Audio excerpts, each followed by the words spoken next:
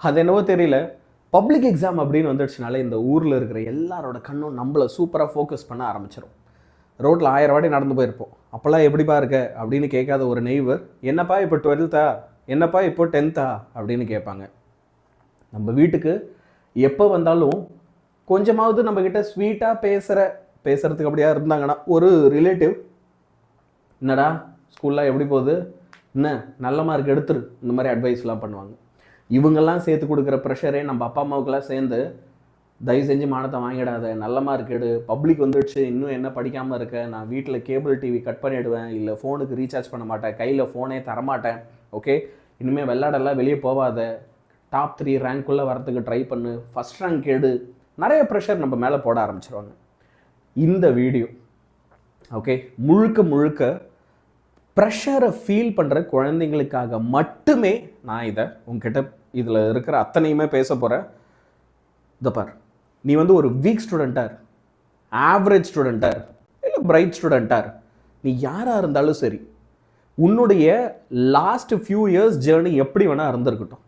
ஆனால் உண்மை என்ன தெரியுமா, வாழ்க்கையில் நம்மளால் 21 நாள் தொடர்ந்து ஒரு விஷயத்துக்காக டெடிகேட் பண்ண முடிஞ்சால் 22வது நாளில் இருந்து அது நம்மளோட ரொட்டீனாக மாறிடும் அப்படின்னு சொல்லுவாங்க. இது நீ கேள்விப்பட்டிருக்கியா?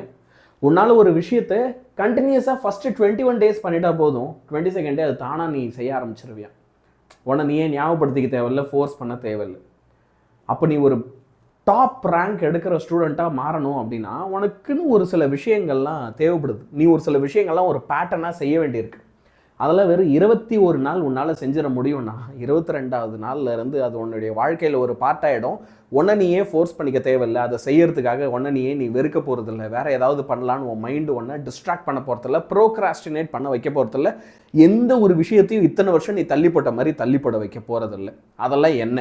அதெல்லாம் நீ எப்படி எக்ஸிக்யூட் பண்ணணும், எக்ஸிக்யூட் பண்ணி எப்படி ஒரு வருஷத்தில் 500 அவுட் ஆஃப் 500 நம்ம 10th எடுக்கணும், 600 அவுட் ஆஃப் 600 12th எடுக்கணும்.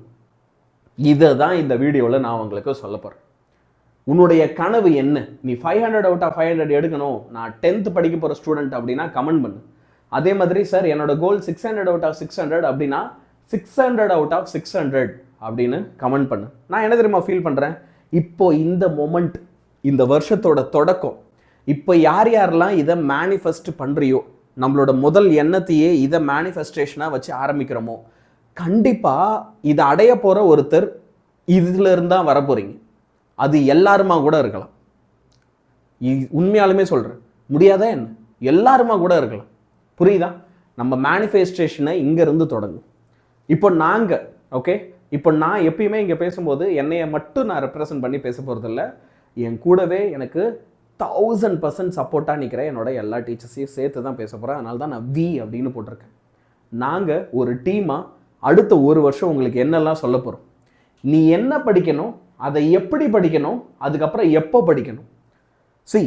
நிறைய நேரங்களில் நமக்கு எல்லோரும் படின்றாங்க, எப்படி படிக்கணும்னு சொல்கிறதில்ல, படின்றாங்க. எப்படி ஸ்ட்ராட்டஜைஸ் பண்ணி வாட் டு ஸ்டடின்னு சொல்ல மாட்டாங்க. ஃபிசிக்ஸ் படி, சயின்ஸ் படி சொன்னால் படிச்சிட முடியுமா? எந்த சாப்டர் அதில் வெயிட்டேஜ், எப்படியெல்லாம் அதை ஸ்ட்ராட்டஜிக்காக படித்தா என்னால் ஈஸியாக மார்க்கை ஹையாக ஸ்கோர் பண்ண முடியும், எப்படி அதில் நான் சென்டம் எடுக்க முடியும், யாரும் ஐடியா சொல்கிறதில்ல. சரி, எந்த சாப்டர்ஸை எப்போ படிக்கணும், ஒரு சில டாபிக்ஸை ஒரு சில டைமில் படிக்கக்கூடாது, ஒரு விஷயத்தையும் படிக்கிறதுக்குன்னு ஒரு ஸ்பெசிஃபிக் ஆர்டர் இருக்குது. அது எல்லாத்தையுமே நாங்கள் உங்களுக்கு கிளாரிட்டி கொடுப்போம். இந்த ஒரு வருஷம் ஃபுல்லாக நீ படிக்கும்போது ஆர் அப்படின்ற ஸ்டடி மெத்தடை ஃபாலோ பண்ணு. இந்த ஆர்ஆர்ஆர் அப்படின்றவங்க நான் சொல்லியே ஏற்கனவே நிறைய வாட்டி கேட்டிருக்க வாய்ப்புண்டு, இப்போ தான் வாட்டி கேட்குறேன்னா என்ன இந்த ஆர்ஆர்ஆர் அப்படின்றது? Read, recall, revise. முதல்ல இந்த ரீட் அப்படின்றது என்ன? எப்பயுமே நம்ம படிக்கணும் அப்படின்னு உட்காந்தா தொடர்ச்சியாக 1 மணி நேரம் ஃபுல்லாக படிக்கிறது, 2 மணி நேரம் படிக்கிறது, 3 மணி நேரம் படிக்கிறது, படிப்புன்னு படிப்பில் மட்டுமே மணிக்கணக்காக உட்காந்துருக்கிறது மிகப்பெரிய தவறு. அப்படி படிக்கிறதுனால தான் நமக்கு மறந்து போகுது. கஷ்டப்பட்டு படிச்சிருப்ப, எழுதி பார்த்துருப்ப, எக்ஸாமில் போனால் மறந்துடும். புரியுதா? அது நடக்காமல் இருக்கணும். நான் ஒரு வாட்டி படித்தது எனக்கு கடைசி வரைக்கும் ஞாபகம் இருக்குன்னா, ஃபஸ்ட்டு 25 நிமிஷத்துக்கு மேலே படிக்கக்கூடாது. நீ ஒரு விஷயம் படிக்கணும்னு முடிவு பண்ணுறனா, நீ முடிவு பண்ணும்போதே 25 மினிட்ஸ்க்குள்ளே அது கம்ப்ளீட் பண்ணுற மாதிரி ஒரு பிளான் போடு. 25 மினிட்ஸ்க்குள்ளே என்ன படிக்க முடியுமோ அதை மட்டும் சூஸ் பண்ணு. ஸோ அதை படிக்க போகிற, படிச்சுட்டு 5 நிமிஷம் அதை நீ ரீகால் பண்ண போகிற. உன் மைண்டுக்குள்ளேயே ஒரு வாட்டி ரீகால் பண்ண போகிற. பேப்பர் எடுத்துலாம் எழுதக்கூடாது. ஜஸ்ட் ரீகால், மைண்டுக்குள்ளேயே அதை பற்றி யோசி. ஃபஸ்ட்டு இது வரும், அடுத்தது இந்த ஸ்டெப்பு, இந்த ஃபார்முலா, அப்புறம் இப்படி போடணும் அப்படின்னு ஒரு வாட்டி 5 நிமிஷம் கண்ணை மூடி ரீகால் பண்ணு. அதுக்கப்புறமா ஒரு 10 நிமிஷம் அதை நீ என்ன செய்யணும்னா ரிவைஸ் பண்ணணும். ரீகால் பண்ணலை, பண்ணிவிட்டு திரும்ப வந்து நீ என்ன செய்யணும் அப்படின்னா அப்படியே புக் எடுத்து பாரு. சும்மா ஃபஸ்ட்டு படித்த, இப்போ சும்மா ஒரு வாட்டி கிளான்ஸ் பார்க்குற, எல்லாத்தையும் கரெக்டாக படிச்சிட்டோம், ஓகே, அப்படியே எழுதி பார்த்துரு. சரியா? இந்த மாதிரி ஒரு பேட்டர்னில் படி. Read, recall, revise. So 25 minutes நீ ஒரு விஷயம் படிக்கிறேன்னா 5 நிமிஷம் கண்ணை மூடி ரீகால் பண்ணணும். ரீகால் பண்ணிவிட்டு திரும்ப ஒரு 10 நிமிஷத்துக்கு நீ அதை என்ன செய்யணும், ரிவைஸ் பண்ணணும். சும்மா புக் எடுத்து ஒரு வாட்டி படித்து பார்க்கணும். இப்படி படிச்சுன்னா எதுவுமே மறக்காது. இந்த ஒரு வருஷம் நீ இதை ஃபாலோ பண்ணு. இப்போ உனக்கு 500 வேணும், யானியன் சார் நான் வந்து 12th எனக்கு 600 வேணும் அப்படின்னா, அப்போ உனக்கு ஒரு சில விஷயங்கள் ரொம்ப முக்கியமாக தெரியணும். ஃபர்ஸ்ட் ஒன் என்ன அப்படின்னா, you should know your basics.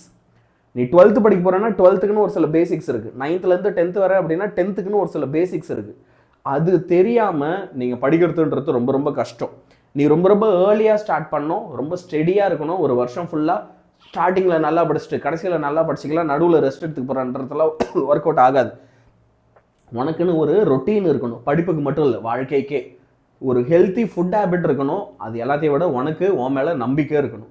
இந்த 6 ஸ்டெப்ஸ் இருக்குல்ல, இந்த 6 ஸ்டெப்ஸையும் நான் உனக்கு வெலாவரியாகவே சொல்கிறேன். ஃபஸ்ட்டு இந்த நோ யுவர் பேசிக்ஸ் அப்படின்றது என்ன? சின்ன சின்ன விஷயங்கள். இங்கே எத்தனை பேருக்கு ஸ்கொயர் ரூட் எடுக்க தெரியும்? எத்தனை பேருக்கு கியூப் ரூட் எடுக்க தெரியும்? அட எல்சிஎம் எத்தனை பேருக்கு இங்கே எடுக்க தெரியும்? இல்லை என்னது ஃபேக்டரைசேஷன் எத்தனை பேருக்கு தெரியும்?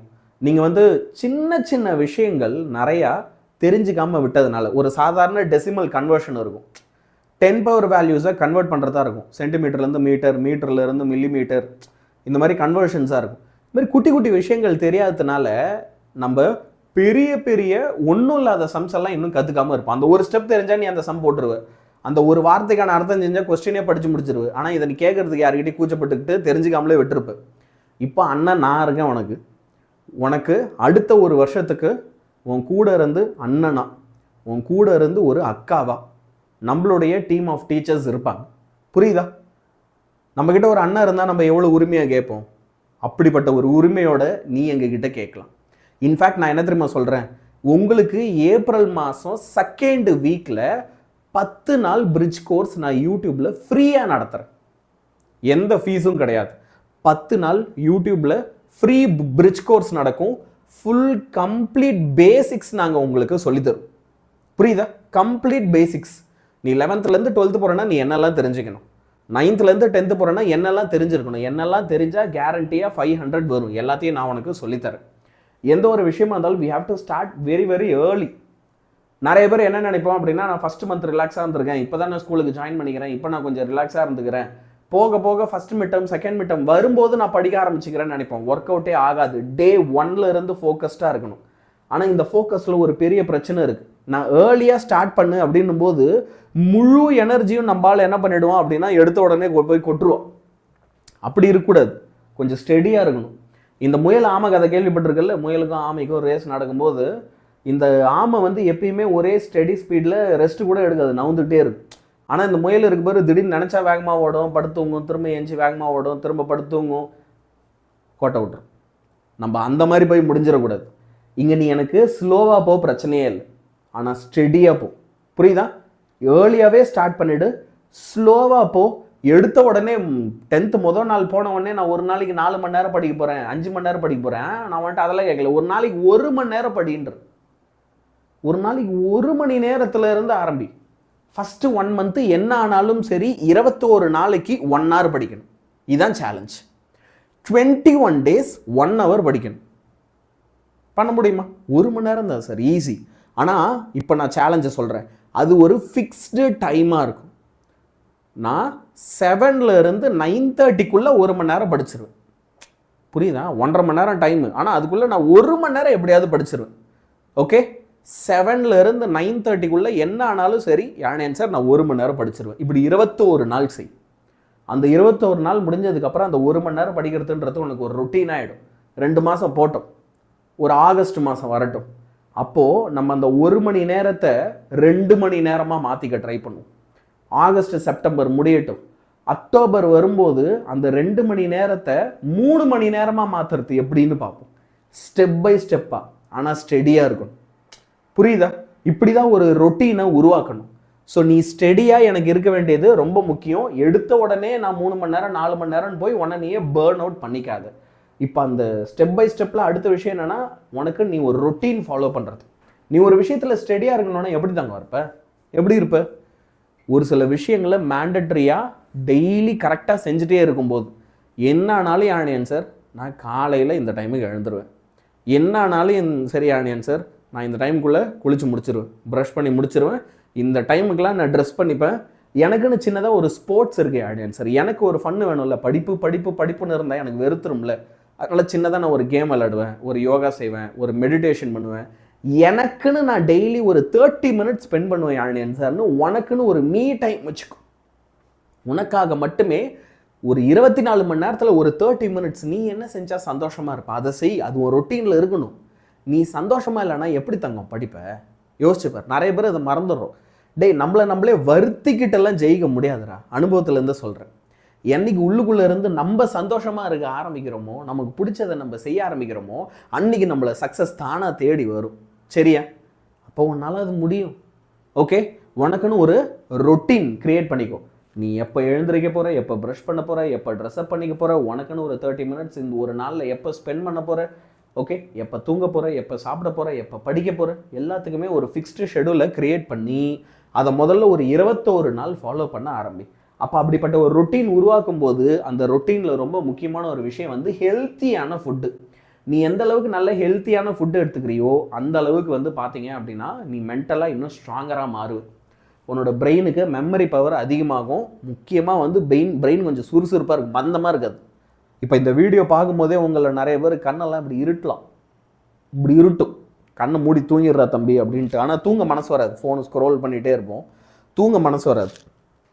இந்த நெத்தியெல்லாம் இறுக்கமாக இருக்கும். யாருக்கெல்லாம் அப்படி இருக்குன்னு தெரில. நான் சொல்லும்போது ஆமாம் யாழினி சார் எனக்கு நெத்தி இறுக்கமாக தான் இருக்குது, அப்படியே லூஸ் விடு, நெத்தியை லூஸ் விடு, டைட்டாக வச்சுருப்பான் இந்த இடத்தெல்லாம். ஓகே, என்னென்னா சாப்பாடு சரியில்லை. சீரியஸா என்ன யாழினி சார் சொல்கிறீங்க? அது ஸ்ட்ரெஸ் இல்லை. ஸ்ட்ரெஸ்ஸு தாயா, சாப்பாட்டாலேயே ஸ்ட்ரெஸ்ஸு வரும். நீ நல்ல க்ரீன் வெஜிடபிள்ஸ், ஃப்ரூட்ஸு, சுகர் கம்மியான ஃபுட்டு இதெல்லாம் கொஞ்சம் சாப்பிட. ஓகே, எவ்வளோ ஃப்ரெஷ்ஷாக நீ ஃபீல் பண்ணுறன்னு மட்டும் பாரு. ஒரு ஹெல்த்தி ஃபுட் ஹேபிட் அப்படின்றது உனக்கு இருக்கணும். எல்லாத்த விட முக்கியமாக நீ நம்பணும். You have to believe in your self. இதெல்லாம் உன்னால் ஒரு வருஷம் ஃபுல்லாக செய்ய முடியும் அப்படின்னா நீ ஜெயிக்க போகிறத இங்கே யாராலையும் தடுக்க முடியாது. எவ்வளோ கஷ்டமான கொஸ்டின் பேப்பர் கேட்டாலும் நீ கொடுக்குமாறு நான் பார்த்துக்கிறேன், அந்த மென்டாலிட்டியில் தான் நீங்கள் எல்லாருமே இருப்பீங்க. இப்போது மெயின் விஷயத்துக்கு வரும். இப்போ இந்த பிளான்லாம் ஓகே, இந்த மோட்டிவேஷன் பார்ட்லாம் ஓகே, என்ன எக்ஸிக்யூஷன் யாழினி சார்? எனக்கு ஒரு க்ளூ இல்லை, என்ன டைம் ஃப்ரேம்குள்ளே எதை எப்படி முடிக்கணும். இங்கே பார், 100% ஒர்க் ஆகக்கூடிய ஒரு பிளான் சொல்கிறேன். இதை நீ என் கூட சேர்ந்து செய். நான் உன்னை தனியாக போய் கஷ்டப்படுன்னு சொல்லலை. ஏப்ரல் மாதம் முழுக்க பேசிக்ஸ்க்காக நேர்ந்து விட்டுரு. அந்த டைமில் உனக்கு இது வரைக்கும் என்னெல்லாம் சின்ன சின்ன விஷயம் தெரியாமல் இருந்ததோ எல்லாத்தையும் கற்றுக்கணும். நானே இதில் உனக்கு பொறுப்பெடுத்து ஸ்டார்ட் பண்ணி வைக்கிறேன். உனக்கு நான் என்ன செய்ய போகிறேன் அப்படின்னு சொல்லிட்டேன்னா என்னது ஓகே, 10th சரி, அதே நேரத்தில் 12th போகிற பசங்களுக்கும் சரி. இதில் 12th ஆட் பண்ண மறந்துட்டேன், கோச்சிக்காத. சரியா? 10th சரி 12th சரி பேசிக்ஸ் கிளாஸ் ஏப்ரல் ஃபுல்லாக நான் டீச் பண்ண போகிறேன். சரியா? ஏப்ரல் 27 நம்ம தீமின்னல் பேட்ச் ஆரம்பிக்குது, உனக்கு ஞாபகம் இருக்கும்னு நினைக்கிறேன். அதுக்கு முன்னாடியே நான் பேசிக்ஸ் எல்லாத்தையும் நடத்தி முடிச்சிருவேன். சரியா? May 1 மிட் டேர்ம் எக்ஸாமுக்கு உனக்கு ப்ரிப்பரேஷன் ஸ்டார்ட் ஆகிடணும். ஸ்கூலில் அவங்க மிட் டேர்ம் எப்போன்னு சொல்கிறது இருக்கட்டும், நம்ம மிட் டேர்ம் எக்ஸாமுக்கு மாதம் ப்ரிப்பேர் பண்ண ஆரம்பிச்சிடணும். ஜூன் ஜூலை உனக்கு ஆக்சுவலாக வந்து குவார்டர்லி வந்து பார்த்தீங்கன்னா ஆகஸ்ட் செப்டம்பர் கிட்ட வரும். நம்ம ஜூன் ஜூலையிலே குவார்டர்லிக்கு ப்ரிப்பேர் பண்ணி வச்சிடணும். நம்ம யூடியூப் பிளானு, நம்ம தீமின்னல் பேட்சில் நான் எடுக்க போகிற கிளாஸ்லாம் இப்படி தான் இருக்கும். நம்ம தீமின்னலில் வந்து பார்த்தீங்கன்னா இந்த வாட்டி நிறையா பசங்க சேர்ந்துருக்கீங்க. ஒருத்தர் கூட எனக்கு இதில் ஃபெயில் ஆகக்கூடாது. ஃபெயில்னா என்னது, ஃபெயில் மார்க்கை பற்றி பேசலை. எனக்கு ஒருத்தர் கூட ஓகே 12th வந்து 590 கீழே எடுக்கவே கூடாது. எனக்கு தீமின்னலில் 10,000 பேர் சேர்ந்தானா 10,000 பேரையும் எனக்கு வந்து 590 மேலே எடுக்க வைக்கணும். நான் 10th ஐயா உன்னை நான் 490 மேலே எடுக்க வைக்கணும். அதான் ஏன் டார்கெட். அதை நான் எடுக்க வைப்பேன். எப்படி? உனக்கு உன் ஃபஸ்ட்டு மிட் டேர்ம் ப்ரிப்பரேஷனை ஒரு மாதம் முன்னாடியே கொடுத்துருவேன். உன்னுடைய குவார்டர்லி ப்ரிப்பரேஷனை உனக்கு ஒரு மாதம் முன்னாடியே கொடுத்துருவேன். எல்லாரும் குவார்டர்லியில் பாஸ் ஆனால் போதும்னு யோசிக்கும் போது நீ நம்மளை ஃபாலோ பண்ண போகிற ஸ்டூடெண்ட் எப்படி இருப்பான் அப்படின்னா குவார்டர்லிக்கு 2வது வாட்டி ரிவிஷன் பண்ணிட்டு இருப்பான். புரியுதா? உனக்கு ஆகஸ்ட் செப்டம்பர்லேயே நாங்கள் சிலபஸை கம்ப்ளீட் பண்ணிவிடுவோம். அக்டோபர் நவம்பரில் செகண்ட் மிட் டர்மும் ஃபுல் சிலபஸ் ரிவிஷனும் நடக்கும். டிசம்பரில் ஹாஃப் இயர்லியும் உனக்கு பப்ளிக் மாடல் எக்ஸாமும் நாங்கள் கண்டக்ட் பண்ண ஆரம்பிச்சிடும். ஹாஃப் இயர்லி மட்டும் இல்லாமல் பப்ளிக் மாடல் எக்ஸாம்ஸ் கண்டக்ட் பண்ண ஆரம்பிச்சிடும். அது மட்டும் இல்லாமல் ஜான்-ஃபெப்ல third revision exam government conduct பண்ணும். நான் உனக்கு இங்கே ஃபைனல் ரிவிஷன் கண்டக்ட் பண்ணிவிட்டு ஏப்ரல் மார்ச்சில் பப்ளிக் எக்ஸாமுக்கு நம்ம ஆயத்தமாகிட வேண்டியது தான், தயாராகிட வேண்டியது தான். இதுதான் என்னுடைய மந்த்லி ஜென்ரல் கேலண்டர். இது நான் அல்ட்ரா டீட்டெயிலோட என்னன்னைக்கு என்னென்ன கிளாஸ்னு ஒரு வருஷத்துக்கான ஷெடியூலை உங்களுக்கு கம்ப்ளீட்டாக கொடுக்க போகிறேன். புரியுதா? கம்ப்ளீட்டாக 10th பசங்களுக்கு 21ஆம் தேதி நான் ஒரு செஷன் வச்சுருக்கேன். மார்ச் 21. ஓகே சார், நான் 9th 10th போகிறேன்னா 21ஆம் தேதி வந்துரு. ஒவ்வொரு நாளும் என்ன பிளான், எப்படி கிளாஸ் எடுக்க போகிறோம், எவ்வளோ சூப்பராக எடுக்க போகிறோம், என்ன எல்லாத்தையுமே சொல்லிடுறேன். இப்போ 11th உன் ஆனுவல் எக்ஸாம்லாம் முடிஞ்ச அடுத்த நாள் உனக்கும் அது வந்துடும். உனக்கு ஆனுவல் எக்ஸாம் முடியல, அதனால் வெயிட் பண்ணுறேன். முடிஞ்சு நீ 12th வந்தனா அந்த ஆனுவல் எக்ஸாம் முடிச்சுட்டு வர அன்றைக்கி சாயந்தரமே ஃபுல் ஷெடியூல் நான் என்கிட்ட கையில் கொடுத்துட்றேன். புரியுதா? சார் நான் யூடியூப்பில் பார்த்து படிக்கட்டுமா இல்லை தீமின்னல் பேட்சில் சேரட்டுமா அப்படின்னு உனக்கு ஒரு கேள்வி இருக்குன்னா நான் என்கிட்ட ஒரு சில விஷயங்கள் ஃப்ராங்காக சொல்கிறேன்.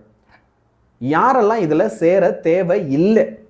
சரி, என் ஸ்கூலில் எனக்கு க்ரியேட்டிவ் கொஸ்டின்ஸ்லாம் சூப்பராக நடத்துவாங்க, எனக்கு புக்கில் இருக்கிற எக்ஸாம்பிள் ப்ராப்ளம் நல்லா சொல்லி தருவாங்க, புக் பேக்கில் இருக்கிற நியூமரிக்கல் ப்ராப்ளம் சொல்லி தருவாங்க, மேக்ஸில் எக்ஸாம்பிள் சம் நல்லா நடத்துவாங்க, தீரம் நல்லா நடத்துவாங்க, 4 சம்மை போட்டு காட்டிட்டு மீதி எல்லாம் ஹோம்ஒர்க்காக பண்ணு அப்படின்னு சொல்லாமல் எல்லாத்தையுமே எனக்கு சால்வ் பண்ணி காமிப்பாங்க. தமிழில் இலக்கணம் நல்லா சொல்லி தருவாங்க, இங்கிலீஷில் கிராமர் நல்லா சொல்லி தருவாங்க, கெமிஸ்ட்ரியில் நம்ம ஷாவணி மேம் பிச்சு போட்டு எல்லாத்தையும் சொல்லி தராங்க பார், லைன் பை லைன். அந்த மாதிரி எனக்கு ஸ்கூலில் நல்லா சொல்லி தருவாங்க. ஸோ எனக்கு ஸ்கூலே சூப்பரான சப்போர்ட்டாக இருக்குது. இல்லை நான் ஏதோ ஒரு இடத்துல ஆஃப்லைனில் டியூஷன் போகிறேன், அந்த டியூஷனே எனக்கு பயங்கர சப்போர்ட்டாக இருக்குது. அவங்க சொல்லிக் கொடுக்குறதுலே எனக்கு 590+ வந்துடும், 490+ வந்துடும். நீ வராது, உனக்கு தீமின்னல் பேட்ச் தேவைப்படாது. ஆனால் யானியன் சார் இப்போ நீங்கள் சொன்ன விஷயங்கள் எங்கள் ஸ்கூலில் எனக்கு கிடைக்காது அப்படின்ற பட்சத்தில் தயவு செஞ்சு கண்டிப்பாக தீமின்னல் பேட்சுக்கு வந்துரு. இதை ஒரு அண்ணனா நான் உரிமையோடையே கேட்குறேன். ஏன் அப்படின்னா ஒரு நாளைக்கு 7 ரூபாய் ஃபீஸ், சரியா? 1999. நான் உனக்கு கணக்கே சொல்கிறேன். மொத்தமாக தீமின்னல் பேட்சில் நாங்கள் 350 கிளாஸ் எடுக்க போகிறோம். 350 செஷன்ஸ் இருக்கும். புரியுதா? ஸோ இந்த 300 நாள் ஆஃப் கிளாஸஸ், ஓகே, ஒரு நாளைக்கு கிட்டத்தட்ட 2 மணி நேரம், எல்லாத்தையும் கணக்கு போட்டு தான் இந்த பேட்சை உங்களுக்காக இங்கே நாங்கள் கொண்டு வந்திருக்கோம். ஓகே, ஸோ ஒரே விஷயந்தான், கேரண்டியாக உன்னோட மார்க்கை என்னால் இம்ப்ரூவ் பண்ண முடியும். அதே மாதிரி உனக்கு தமிழ்நாட்டில் இருக்கிற மிகச்சிறந்த ஆன்லைன் டியூஷனும் இதுதான். உனக்கு இருக்கிறதுலே சீப்பஸ்ட் ஆன்லைன் டியூஷன், சீப்பஸ்ட் டியூஷனுமே இதுதான். ஏன்னா நிறைய வாட்டி உங்ககிட்டே நான் கேட்டிருந்தேன், டேய் நீங்கள் போகிற டியூஷனுக்கு எவ்வளோ ஃபீஸ் கட்டுறீங்க? நிறைய பேர் என்கிட்ட சொன்னது என்னென்னா குறைஞ்சபட்சம் மாதம் 500 ரூபா. நீ யோசிப்பார், குறைஞ்சபட்சம் மாதம் 500 ரூபா. நீ 12 மாதத்துக்கு கணக்கு போட்டு 6000 போய் நிற்கும். We are asking for 2000. And எல்லாத்த விட அட்மோஸ்ட் சுப்பீரியர் குவாலிட்டியில் அட்மோஸ்ட் டெடிக்கேஷனோட நடத்தக்கூடிய டீச்சர்ஸோட சேர்த்து. ஓகே, ஸோ உரிமையாகவே சொல்கிறேன், தீமின்னல் பேட்சில் கண்டிப்பாக ஜாயின் பண்ணிக்கோ தேவைப்படுறவங்க. நான் யார் யாருக்கு தேவை இல்லைன்றதையும் நான் எக்ஸ்பிளைன் பண்ணிட்டேன். இப்போ டிஸ்கிரிப்ஷனில் அதுக்கான லிங்க்கும் இருக்குது. இந்த வீடியோ பார்த்துட்டு இருக்கல, இதோட டிஸ்கிரிப்ஷனில் அதுக்கான லிங்க்கும் இருக்குது, சரியா? இப்போ எல்லாமே நீங்கள் தீமின்னல் பேட்சில் தான் அப்போ நடத்துவீங்களா? யூடியூப்பில் நடத்த மாட்டிங்களான்னு ஒரு கேள்வி இருக்கும். தப்ப யூடியூப்பில் எப்பயும் போல் கிளாஸஸ் இருக்க தான் போகுது, ஓகேவா? ஆனால் தீமின்னலில் நடத்துகிற அதே இன்டென்சிட்டியில் இருக்காது. ஏன் இருக்காது? சிம்பிள். நான் வந்துட்டு ஃப்ராங்காக ஆன்சர் சொல்கிறேன். யாருமே இவ்வளோ தைரியமாக ஒரு ஆன்சர் சொல்ல மாட்டாங்க. யூடியூப் அப்படின்றது நிறைய வியூஸ் வரத்துக்காக இருக்கிற ஒரு விஷயம். இது உங்களுக்கு நல்லாவே தெரியும். எல்லா யூடியூபர்ஸும் என்ன பண்ணால் நிறையா வியூஸ் வருமோ அதை தான் பண்ணுவாங்க. அப்போது எங்களுக்கு இருக்கிற மேண்டட்டரி இன்ஃபர்மேஷன் எப்பயுமே எங்களுக்கு கொடுக்கப்படுற விஷயங்கள் என்னவாக இருக்கும்னா, என்ன பண்ணால் நல்ல வியூஸ் வரும். ஒரு ஸ்டூடெண்ட்டுக்கு அத்தியாவசியமாக என்னெல்லாம் தேவைப்படுது, எதெல்லாம் அவன் தேடுவான், அதை நான் பண்ணுவேன். ஆனால் நான் யூடியூப்பில் வந்து லைன் பை லைன் நடத்த மாட்டேன். ஏன்? ஃப்ராங்காகவே சொல்கிறேன். லைன் பை லைன் நிறைய பேர் கேட்பாங்க, ஆனால் பார்க்க மாட்டாங்க. அதுக்கு 100% ப்ரூஃப் என்ன அப்படின்னா நம்ம சேனலில் குவிஞ்சு கிடக்கிற வீடியோஸ், சரியா? ஆனால் டாப் 10 இம்பார்ட்டன்ட் கொஸ்டின்ஸ்னு போடு, அந்த வீடியோ நல்லா போகும், சரியா? டாப் 10 இம்பார்ட்டன்ட் கொஸ்டின்ஸ் உனக்கு 200 கட் ஆஃப் தராது, 500 out of 500 தராது. அது வேணும்னா நமக்கு லைன் பை லைன் தான் வேணும். அப்போ அது தீமினல் பேட்சில் உனக்கு கிடைக்கும். இவ்வளோ தான் யூடியூபுக்கும் தீமினல் பேட்ச்க்கும் இருக்கிற வித்தியாசம். சரியா? ஸோ ஒரு வருஷம் ஃபுல்லாக எங்கள் கூட சேர்ந்து படிக்கிறதுக்கு ரெடி ஆகிக்கும். இந்த சேனலை சப்ஸ்கிரைப் பண்ணி வச்சுக்கோ. மறக்காமல் இந்த சேனலை அத்தனை பேருமே சப்ஸ்கிரைப் பண்ணி வச்சுக்கோ. எப்படி உங்களுக்கு இவ்வளவு நாள் நாங்கள் பயங்கர உதவியாக இருந்தோமோ, இந்த வருஷம் அதை விட இன்னும் பலத்தோடு வரப்போகிறோம், இன்னும் பிளான்டாக வரப்போகிறோம், இன்னும் நிறைய சப்ஜெக்ட்ஸ்க்கும் வரப்போகிறோம். காமர்ஸ் ஸ்டூடெண்ட்ஸ், உங்களுக்கு இந்த வருஷம் நிறைய சர்ப்ரைசஸ் இருக்குது, ரெகுலர் கிளாஸஸ் இருக்குது. புரியுதா? தமிழ் மீடியம் ஸ்டூடெண்ட்ஸ், உங்களுக்கு நம்மளோட சேனலில் ரெகுலர் கிளாஸஸ் இருக்க போது தமிழ் மீடியமில் மட்டுமே. அது மட்டும் இல்லாமல் இந்த வருஷம் நம்ம தீமினல் பேட்சஸை தமிழ் மீடியமுக்கும் சேர்த்தும் தொடங்கி இருக்கும். மாஸ் பண்ணலாம், சூப்பராக படிக்கலாம். All the best. கண்டிப்பாக எல்லாருமே உங்களோட ட்ரீம்ஸ் குறை எனக்கு கமெண்ட்ஸில் சொல்லுங்கள். Good bye.